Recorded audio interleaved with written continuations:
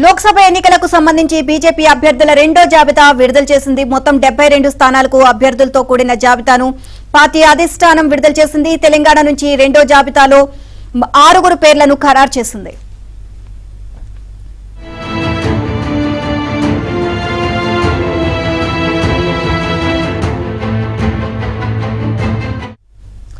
Medak BJP MP అభ్యర్థిగా రఘునందన్ రావుకు అవకాశం ఇచ్చింది.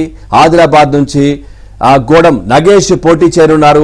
మహబూబ్ నగర్ నుంచి డీకే అరుణ, మహబూబాబాద్ నుంచి సీతారాం నాయక్ బరిలోకి దిగుతుండగా పెద్దపల్లి నుంచి గోమాస శ్రీనివాస్, నల్గొండ నుంచి సైదిరెడ్డి పోటీ చేరున్నారు.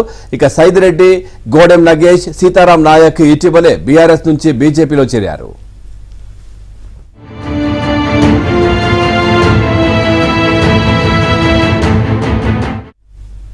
తెలంగాణ నుంచి తొలి జాబితాలో 9, రెండో జాబితాలో 6 స్థానాలకు అభ్యర్థులను వెల్లడించింది బీజేపీ. ఇప్పటి వరకు 15 లోక్సభ స్థానాలకు అభ్యర్థులను ప్రకటించగా వరంగల్, ఖమ్మం స్థానాలను పెండింగ్ లో ఉంచింది.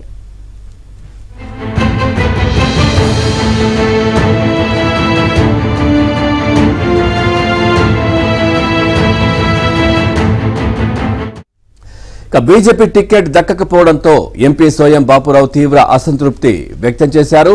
ఇలా చేస్తారనుకోలేదని అనుచరులతో ఆవేదన వ్యక్తం చేసినట్లు తెలుస్తోంది.